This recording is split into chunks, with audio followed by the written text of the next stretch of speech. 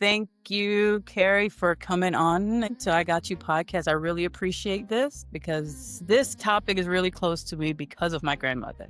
You know, a couple of years ago, I went to Fort Lauderdale and saw the person that I grew up with is not the same person. Certain things that she was doing, it wasn't the same. So we took her to the doctor to find out that she had dementia. It's been a hard road, especially for my dad, because she's here and it's not the same person. So that's why I reached out to you, because I wanted you to just let me know a little bit about dementia, Alzheimer's, and really how to deal with it. So I appreciate you coming on and doing this. Can you tell me a little bit about yourself? Yes, absolutely. Thank you for having me and having these important conversations. And we will talk about what you just brought up because that has a word and it's ambiguous grief, what your Mm, dad is going through. So we'll talk about those different types of grief that are common in caregiving with dementia. But my name is Carrie Aalberts and I go by Dementia Darling. And my journey really did start when my grandmother was diagnosed with dementia when I was 6 years old, and my dad became her family caregiver overnight. And through that experience, always wondered what happened. I never got answers. So when I went to college and was able to focus my studies in gerontology, the study of aging, I dove right in and never looked back. And it was such an incredible experience to start caregiving for people living with dementia and to start meeting family caregivers. And so getting my degrees, getting my Master of Science in focus in gerontology, and then going forward and working in senior care the last about 12 years. The theme that I've kept coming in contact with was that family caregivers of people living with dementia felt so unseen. They were never thanked. I would often be the first person to say thank you to them and to say, "This sucks. Are you okay?" And for so many of them, they're like, "Oh my gosh, no one's asked me that." And they would just kind of crumble when I would hug them and they would say, "Oh my gosh, I didn't realize how much I needed to hear that." And so 6 years ago, I started Dementia Darling on Instagram to kind of try to see if I could, figuratively hug caregivers all over the world over social media and say thank you and say I see you and share support, share awareness about dementia caregiving and their realities. And 6 years later, it's my full-time job. And now I travel internationally even and I speak about dementia and I speak to professionals that are caring for people living with dementia, and I speak to families. So across the board, this is where my heart lies. This is why I'm on this planet, is to help the mm, dementia community. So these conversations are vital. And, we were just talking about it. Dementia's not going anywhere. Unfortunately, right. by 2060, they say it's going to triple. The numbers will triple. So What? we are not ready. We have to talk about this. And so, yeah, thank you for lifting up these topics. Can you explain to me what's the difference? Because you hear Alzheimer's, right? And you hear dementia. What is it? Is it the same thing? Is it different? Or what exactly is that? Yeah, this is super confusing, honestly. It took me forever to really understand it, even in my brain. So if you're listening to this and you're like, I still don't get it, I have to Google it, totally valid because it is confusing.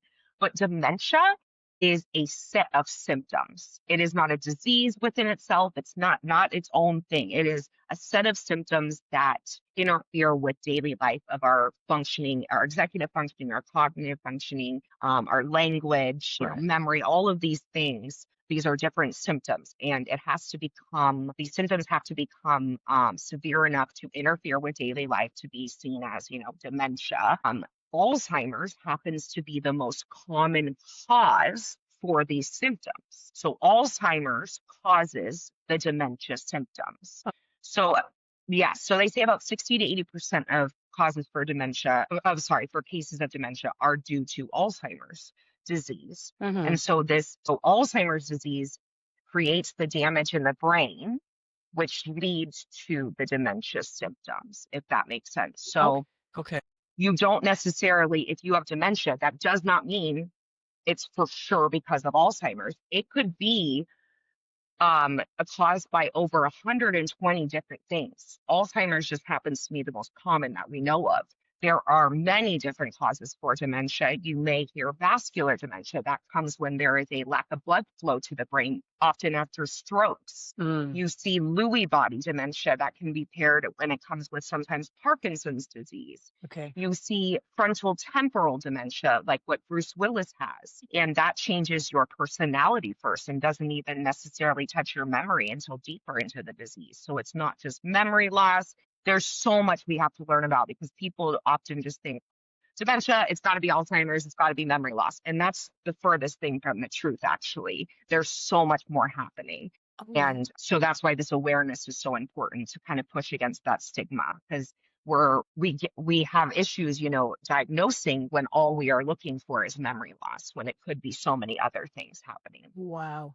So how do they diagnose Alzheimer's then now? Because now It I'm like, is, is yes. it Alzheimer's? It is so hard, first of all, to get a diagnosis often because we just aren't, to a place where neurologists are really on top of it yet and really understand dementia. We're still learning these things. There's newer tests coming out every year. We just saw that studies have come out where they can kind of do an eye test to see if they can see Alzheimer's, which is incredible. A blood test now is out. But these aren't, really accessible quite yet. But right, Okay. they go right to cognitive assessments. You do, you draw the clock, you do all these questions, you have to remember things. You might do an MRI or CT scan. You might do Okay. some blood scans or some blood tests, even spinal fluid testing if it gets to that point. But unfortunately, it's really difficult to get a definite answer. You really can't get a for sure answer most of the time until post-mortem when you Mhm. see in the brain the amyloid plaques and the damage Mhm. itself, unfortunately. But yes, it's really important to at least try because if we can see the differences between different types of the Right. causes for dementia we're dealing with, there's different, treatments and different things that we can do. So we want to make sure, getting a diagnosis, we at least try for that. All right. But it is difficult. We have to often do a lot of searching for the right doctors to do the Right. right tests. Yeah. So, what are some of the early signs a family might overlook, though, that might say, this is what's going on with your loved one? Yeah. First off, if you're noticing things that you're like, oh, that's a little different, or you're getting a little worried about your person, start Mhm. taking notes. That's my first thing to do is keep a log. How often are these things happening? They may Mm. just be normally aging. That happens. That's okay. But if they're getting lost in the neighborhood once a week, that's oh my gosh, we need to write this down. We need to tell the doctor. And Mhm. having those logs can help a lot to give the doctor a better clearer picture of what's happening. So document, please. But there's certain things that families, recognize that we often think "Oh, it's nothing, it's nothing." And I'm not saying it's definitely dementia or it's definitely something, but it's important to at least take note of these things if you are worried. So maybe it's spatial awareness issues. Those often come around when people are driving and they hit the curves a lot. Their spatial awareness is now changing. They Sure. may be falling. Yeah, the car Mhm. stuff is hard, Oh, the wow. driving and the changes in that. It's very scary. Mhm. And so that's a common one. And getting lost and having issues with language or losing different words can be something. Also, personality changes and inhibition changes, like they're, spending a lot of money or falling for scams more. Or, things like that can also be part of some early symptoms. What about they don't care anymore about Oh, yes. inhibition? Go ahead. Go ahead. Yes, apathy. Yeah, They okay. don't care. And that's literally part of the brain changing. So it can be really hard as a caregiver because you're like, are you kidding me? Like, how do you not see this? But their brain literally does not allow them to see that they're not doing things the same. No, they're not reacting how you would think they are because their brain is literally changing and they can't react how they would have in the past. For example, yeah, so apathy is a huge one where you just have no drive to do anything and it keeps Mm. people from being social. And that's a huge issue when we're not social. That's Mm. part of being healthy. And, we often see people just don't, living with dementia with that apathy, don't know how to just get something going to get them out of the apathy. And that's what's so Right. important as caregivers often think, oh, well, she just wants to sleep now. She just wants to sit and watch TV. And it's actually that person doesn't know how to initiate the process of doing something Mm. else. They probably want to do more, but they can't start it on their own. So we need to set them up and then they can often Yeah, go, oh, I can do this now if they're set up with the right tools. So that's something that's really important for us to realize. It's not always, well, they want to be like this. It's not a choice because their brain doesn't allow them to start things anymore. I love it. And with that, something that's very common is, seeing our loved ones, especially in the beginning stages, in denial. We think, oh, they're in denial about their condition. And yes, that's sometimes true, but there's also something where in the brain, as the brain is changing, it's called anosognosia, where our brain literally cannot allow us to see the changes in ourselves. Like it does not show in their brain, they are exactly the same. And it's the brain changing, and it's kind of like that uh what is it, when you protection mechanism, Oh what is yeah, that? yeah, you gotta. Yeah, when it's kind of like they're almost protecting themselves from it, but their brain doesn't allow them to see the change and the the damage that is happening and how they are changing. So that makes it look like denial, and we want to scream on the outside and say, "Why, wake up?" But it's not their fault. It's the brain has changed. So with that too, right? Because a lot of times when families they feel like their loved one is faking it because it seems like they go in and they come out. Like sometimes they're speaking like everything is okay, and then the next minute they repeat themselves like they're still like every 5 minutes they ask the same question. And some family members are like they're faking it. They have to be Yep. faking. So you see that a lot too. All the time. And it's valid. It's so valid because you're like, how can they be like this today and yesterday they couldn't even walk and now they're like outside and having the best time? Like it is wild. And something you see actually in Lewy body dementia is the fluctuations in their abilities are really seen in that cause for dementia. One day they'll be talking and walking, and then the next day they're like bedbound. It's wild. Oh God. The fluctuations can be really jarring for the families, and yeah, Right. it can make you think like they're lying or exasperating things or doing things on purpose, but it really is that loss of ability and the loss of um their parts of their brain. So, Uh-huh. and we know the brain is wild and can do a lot of crazy things. You Yeah. never know what's going to happen with the brain. So that's another part of it, is like you just can't plan because the brain can do a lot of wild things, and Right. it's hard to plan ahead with dementia, which, yeah, it's the hardest job on earth, if you ask me, because there's no like set forth plan. Like you can't, like, yeah, you have some of the stages you can kind of plan for, I guess, but dementia, you can live with dementia for a few years or 20 years. You Okay. can, have a very long progression where you have, 10 years where you're living independently, and then you start to progress. Or people that get earlier in their life dementia, it often goes faster, and it's sometimes 3 to 7 years. So Okay. it's such a hard journey because there's just no clear path. And Uh, every day, every minute is different. As you said, with sometimes they're really good and sometimes they're not. It also has to do with the energy we have. So when people living with dementia, we often hear sundowning in the later yes. days, in the later time of day, we have a lot of these quote unquote negative behaviors where we might be agitated or upset more. Yes. And this is because they have used their energy allotment for the day, and they have gotten to a point where they have nothing left to give, and that's just what can be done now, is I can just cry now, and that is the best I can do. And they become And angry. oh yeah, often angry or just weepy, or they want to get out, they exit seek. Mhm. And these are forms of communication. They're not trying to be hard, they're trying to communicate with you, but they do not have the energy or the cognitive energy to communicate now with you. And so Mm. they get to that point in the day where this is all I can do is cry and scream, and you have to kind of figure out what I need. And you have to take it. It's Yes, exactly. And then when you have people that come over in the beginning of the day when they're more with it and they have the more energy and cognitive load to share, people go, well, they seem fine to me. Oh my God, that's what happened. Because when I started telling my family members, I said, something is different. Something is different. And when they came over, they're like, this is how she always is. And Yep. I'm like, no, there's a No. difference. She repeats herself. She's getting angrier. There's something off, but they don't see it because they're not there throughout the day to see the progression. Is not the same as living at 24/7. And Yeah. that's the huge thing about gaslighting caregivers. Families and friends and even doctors will gaslight caregivers and say, well, she's not doing it now. Maybe that was just a bad day. And it's like, you have no idea unless you are with this person 24/7 and can see it. And that's why I often say, when you're when people aren't believing you, take a Yeah. video and say, this is my reality and you need to believe me Yeah. because Yeah. you're not here. You do not know.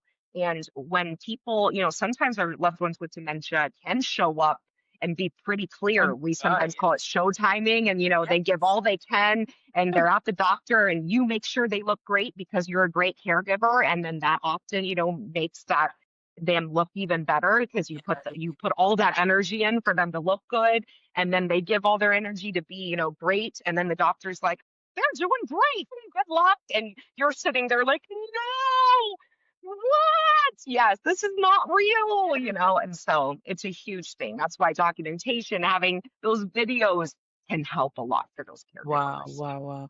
So, what are some misconceptions, which I think you already said some of it, right? About people with dementia, what they can and cannot do. Is there some Yes. misconceptions? Well, there's so many misconceptions. We have to fight this tragedy narrative in dementia care we have this narrative that people living with dementia can't do anything for themselves, they Mm, can't experience joy or new things anymore, and that is farthest from the truth. That is not true.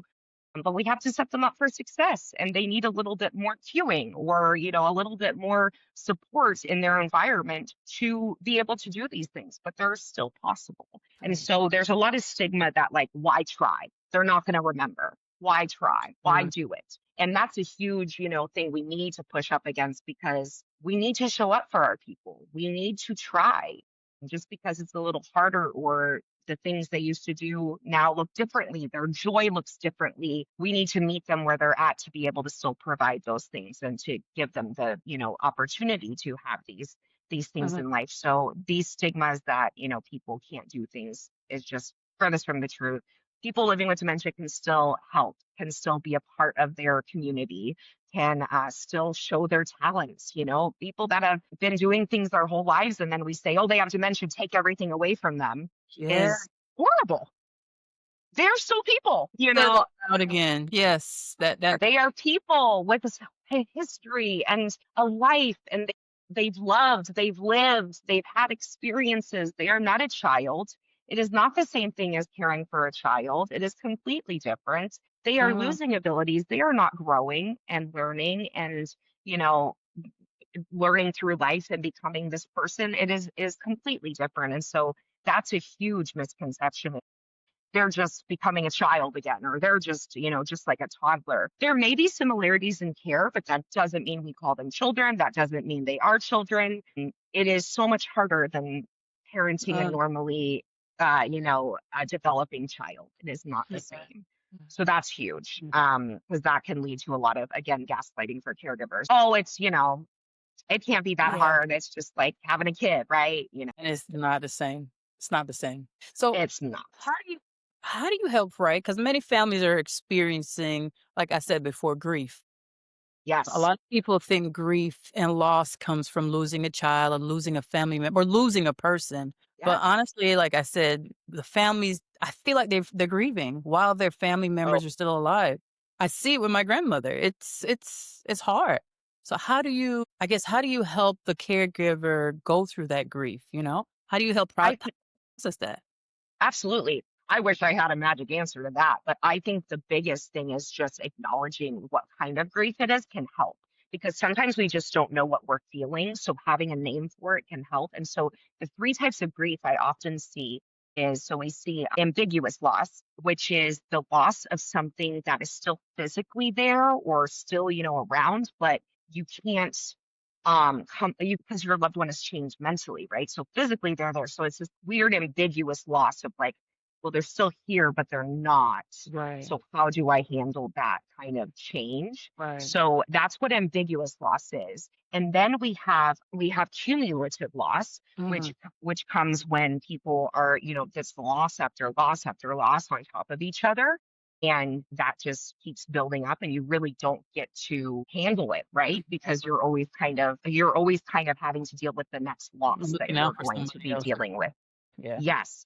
The main thing we see, though, is anticipatory loss, is we're anticipating the next loss. Mhm. And those accumulate, which leads to that cumulative loss, right? So that anticipatory loss of, okay, I know she's going to forget my name someday. So you're already grieving what's going to come What's gonna someday. come?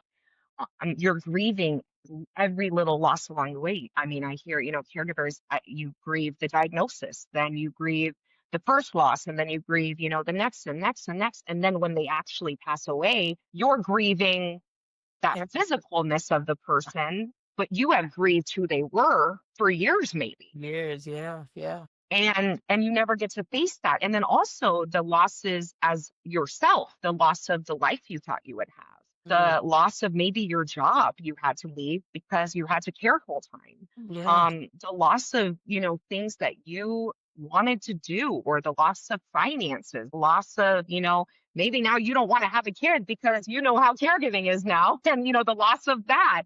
There's so many things that caregivers are grieving. So first off, just saying, wow, look at all that I'm grieving. I'm allowed to be upset. I'm allowed to struggle. This is heavy. yeah, it This is is. heavy stuff you're carrying. And we are not meant as humans to carry this alone. That's true, that's true. Yeah. So what advice do you have for family members then who, I guess, for one, feel guilty, they're angry, even Yeah. resentful towards what's going on 100%. because you're watching somebody they decline every day? What can you tell them? First off, you are valid. Yeah. You are valid. You are allowed to be so mad because this is unfair.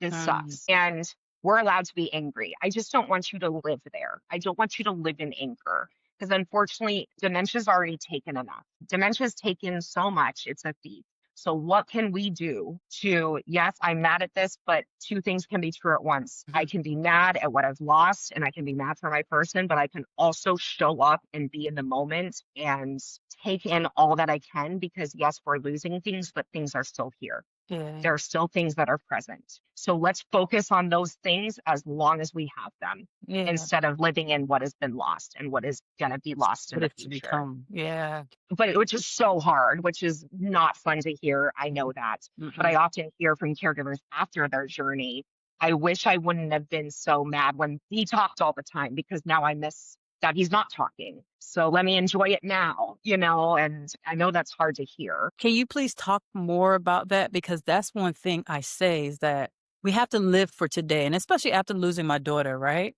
Yes. I don't live in regret because we were so open to each other. She spoke to Yeah. me, I spoke to her. There's Beautiful. nothing that was left unsaid. So now seeing my grandmother going through that, and I see the anger that's around, and I'm like, we have her still. I understand she's a different person. How do you tell a person to love what you have now?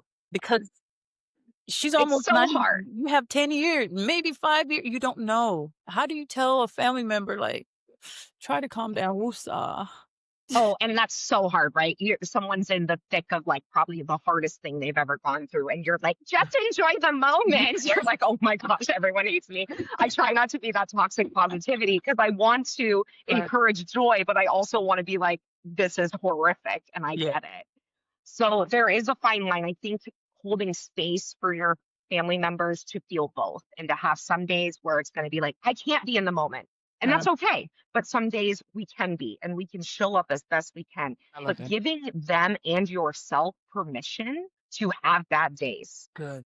and your loved one with dementia, that doesn't go away when you have dementia. They can have bad days too. They're grieving too. So don't take their bad days to heart. Mm. Do not take their sad times to heart. They're literally grieving Ooh, I didn't think all about their losses, right? Yeah, we forget that they're grieving. They're still allowed to grieve, and that doesn't go anywhere. And that's part of the human experience. I think, encouraging speaking about it as much as possible is huge. Do not hold that. it inside, whether it's with someone that's a professional, whether it's with support groups. Please join a support group. Find other caregivers like you.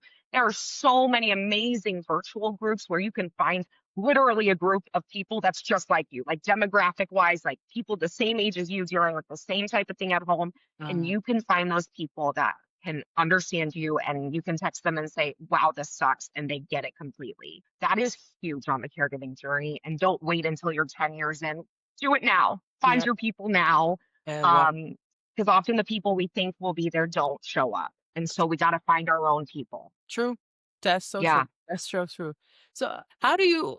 What are some simple communication tools, right, to help that person that's going through dementia? Is there anything that Yes. oh, there's okay. Absolutely. There's so many things. It's like a different language, literally. Speaking Mhm. to someone with dementia, you're learning a whole new world because our world, our reality doesn't matter anymore. It's about their reality. They can't um, come back to ours, so we have to come to their reality. Mm, Where are they? So the number one thing in communicating is not doubting them and not saying, "Mom, that's not true. It's not 1960." Why does it matter? Let her think it's 1960. Who yeah. cares? Yes, yes, Who yes. cares? Well, that's a hard one, is to let things go because you want to reorient your person because you knew who they were before. So you're like, come on, mom, you know this, you know this. But unfortunately, with dementia, they're losing those abilities. So we want to not doubt them and not say, and not make them feel badly for not being in the right timeline or getting things wrong or, going up to them and saying, "What's my name? What's my name?" Do not quiz them. Do not quiz them. Do not say, "Oh, do you remember when we went to New York?" No, tell them about when you went to New York. Do not test them. They don't need to be tested. Their life is a test now. Um, They're always trying to figure things out. So give them what they need. Show um, up in the way that, if they say, "Oh, my mom needs to come home," and their mom's been dead 50 years, you don't yeah, say, "She's dead." No, we say, "Well, yeah, I think she's at the store." Or if you say, "Where do you think she is?" "I think she's at school or at the store." "Oh, okay. Okay." And go with that. Go yeah, with their world because there's no point in making their world harder for them. Right. yeah, yeah, So and that's a huge one. I appreciate that because that's what sometimes when my grandmother, she starts getting so upset, like, "Y'all are not talking to me." And we're talking, we just told her 5 minutes ago what was going on, but she feels like you're talking around her. So when she gets so angry, I have to I'm like, "It's okay. We were just saying this." Even if it's just to play it off because she doesn't remember, but I'm still No. communicating with her and not screaming. So that's one thing I'm glad that you said that, like, don't it's okay. You don't Yeah. have to scream at her. You don't have to try, "Don't you remember?" No, she doesn't. No, She doesn't. no, and she's not doing it to make you mad. That part. She and if she had the choice, she wouldn't do it. Like, Yeah. we have to remember that, and you're allowed to be human and have hard days, and, some days you're gonna be like, "Oh my gosh, stop!" But other days you can, take a step back and Yeah. say, "Okay, it's okay, it's not her fault, it's not my fault, it's the dementia's fault, and I'm going to answer as best I can every time," and get creative with your answers if you want to. Have fun with it, Sure. whatever you need to do. Right. But, absolutely, I mean, it's just so important to meet them where they're at. It's Right. huge, and with, her thinking that you're talking all around her, sometimes if you want to write it down, if she can still read, Mhm. that can be helpful. If they're asking the same question over and over, writing the note down for them to read can sometimes help. But also, sometimes it can feel like they're being talked about because as we progress through dementia, our eyesight goes inward. So it goes from being able to see, peripherally to being able to only see what's in front of us. So if you're not in front of them with eye contact, they might not think you're talking to them. That's another thing. Wow, that's why, because she always Yeah. thinks you're talking about her, and I'm like, "No, we're right here. We're talking about something else." Man, She probably can't see, and that's why even, like, if at dinner, let's say, they're not using the utensils, it might be because they can't see on the sides. man, I didn't know So that. we need to put things in their range of eyesight. And then Mm, also, I like to say, because this is a thing I do and I have to stop myself, is if they didn't hear you or they don't respond, it's usually not a volume problem. So don't start yelling. It's usually a comprehension problem. It's usually we have to make the sentences concise and clear. Take away all the, fluffy stuff in your yeah, sentences. That's how I am. I'm loud, I talk fast, and I put all the words in one sentence. I'm the worst for people living with dementia. So take a step back, right. slow it down, and concise sentences can go a long way. Okay, good. So that was the question I was gonna ask you. How do you calm a difficult moment? I guess that's a part of it, right? Absolutely, and meeting them with their energy because they really feed off our energy. So if you're going in there with negative energy, with being sad, they will meet that with you. So if they're agitated and they're really worked up, and if you go up to them and you're worried and you're like, you're both going to be a mess. So you need to go in there confident and say, "What's going on? Can I help you? What is there? What is going on?" And if they're saying something that makes no sense, it doesn't matter. You say, "Wow, that's really rough. I'm going to help you figure this out. Mhm. I am on your team. I got you." Yeah. If you have to pretend, I had a friend that would pretend they were the police in my phone, and they would call, and so when people thought someone stole from them, they would call the police on Call my you. phone, and that gave them the sense of, okay, I was taken care of, I was listened to, I was validated. I love it. We have to listen to what, even if we don't understand what they need, validating and saying, okay, I hear you is huge, because oftentimes we just want to be heard And and we just don't know how to get it out. yeah, I And love those agitation moments, those moments of difficult behaviors, I say in quotes behaviors, because it's not a behavior, it's them trying to communicate with us, and we have to figure out what. So how do you help the caregivers though refill their cups? What can they do to just take care of themselves? Because you can't really pour into if you're empty, how are you pouring into somebody who, it's a lot. It's a Yes. lot. Yes, and burnout is not a normal part of caregiving, but unfortunately it feels like it is. It's just like the standard, and it shouldn't be. Burnout should not be standard.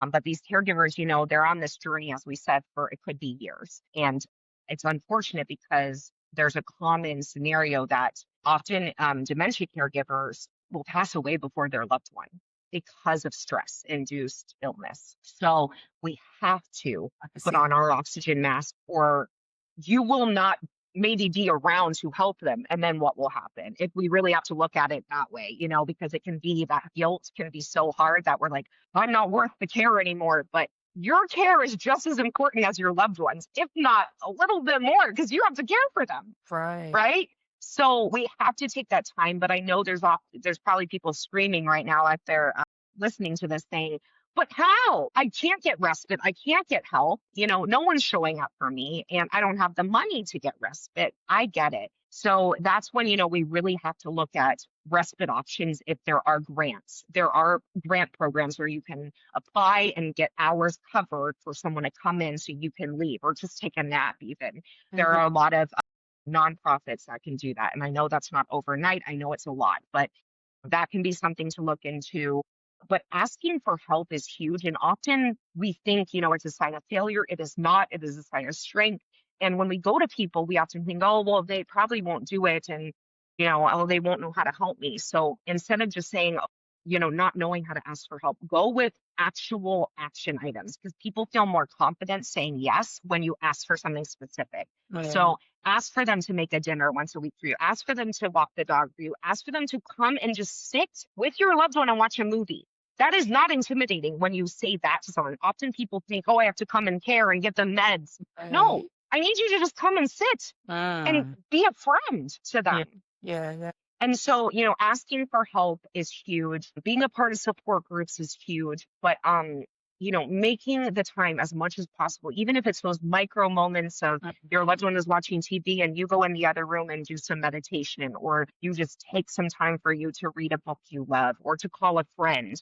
There's Yeah. something that's like 7 minutes talking to your best friend can completely change your day around or help your, emotional state, things like that. But I know there are periods of our caregiving journey that feel like that's impossible to Right. even get 2 minutes. That's true. So start small. If you can just start with getting up 5 minutes early in the day so you can have those 5 minutes to yourself, and then Mhm. keep adding to it as you can. But just know that you are worthy and you need to take care of yourself. You are not selfish for Mm. doing that. It is vital. It is part of the care plan. Yeah, yeah, wow. So I know you share so much stuff, right? Your positivity, you talk about dementia. How do you personally stay grounded?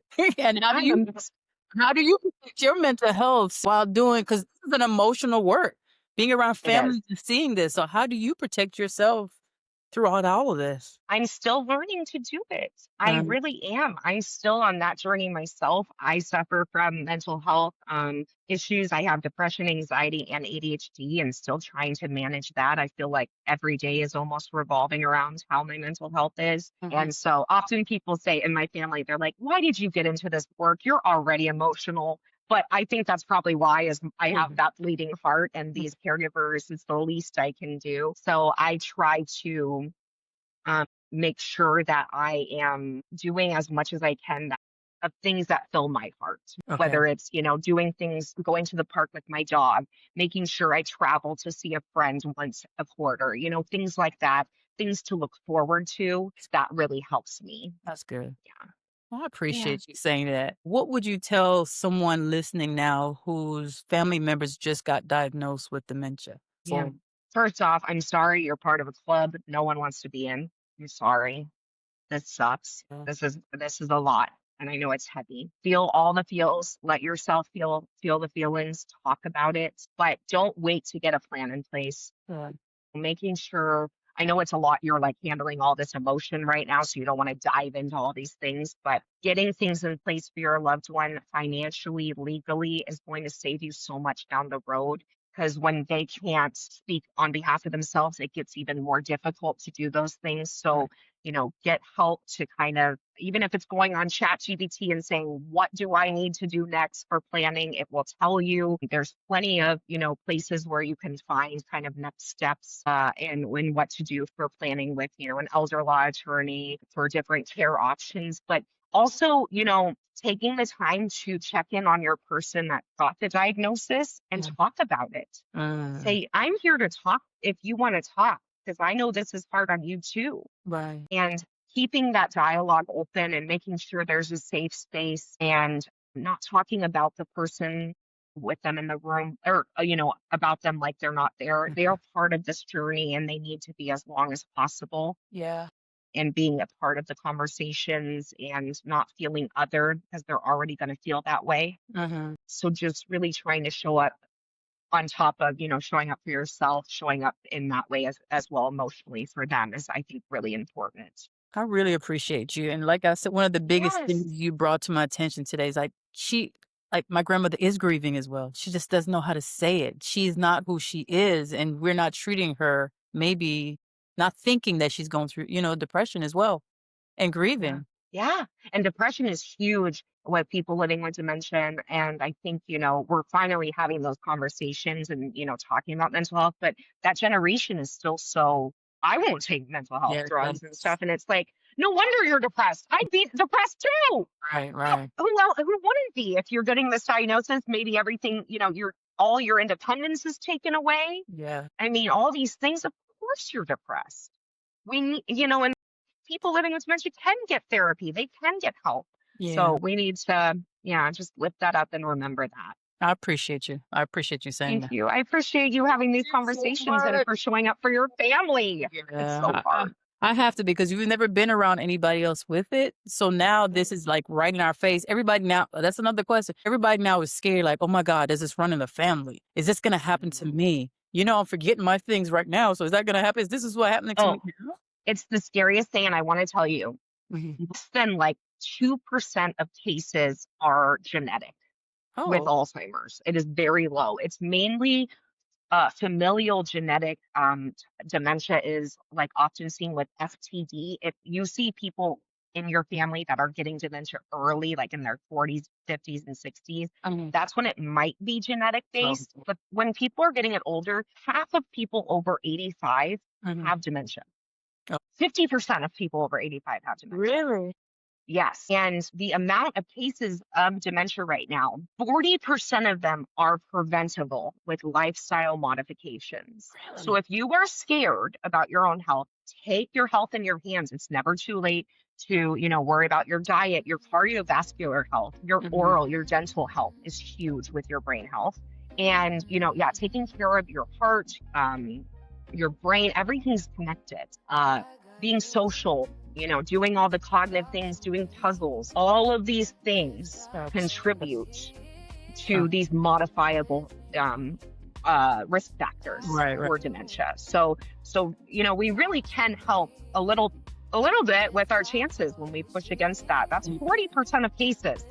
If we just were a little bit healthier, did some different things, can really help your chances of Dementia. at least pushing it off and being later in your life. Okay, wow. I really appreciate you. Thank you so much. Absolutely. Anytime.